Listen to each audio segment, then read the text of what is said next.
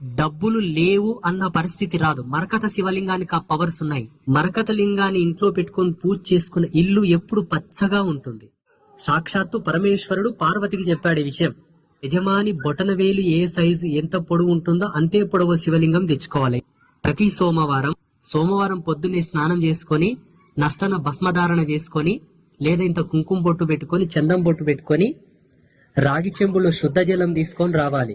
ఆ నీళ్లు తెచ్చి దాంట్లో ఇంత భస్మం కలిపి మీ ఇంట్లో ఉన్న ఆ మరకత లింగానికి చక్కగా ఓం నమ శివాయ, ఓం నమ శివాయ, ఓం నమ శివాయ అని శివమంత్రమును చెబుతూ ఆ నీళ్లతో అభిషేకం చేసి అంత భస్మం రాసి బొట్టు పెట్టి దండం పెట్టుకోండి. మీకు ఎన్ని శుభాలు జరగాలి, ఎన్ని జయాలు జరగాలి, మీ ఇంట్లో ఎంత అభివృద్ధి జరగాలో అంత అభివృద్ధి శివుడిచ్చేస్తాడు. జ్యోతిష శాస్త్రం ప్రకారంగా కూడా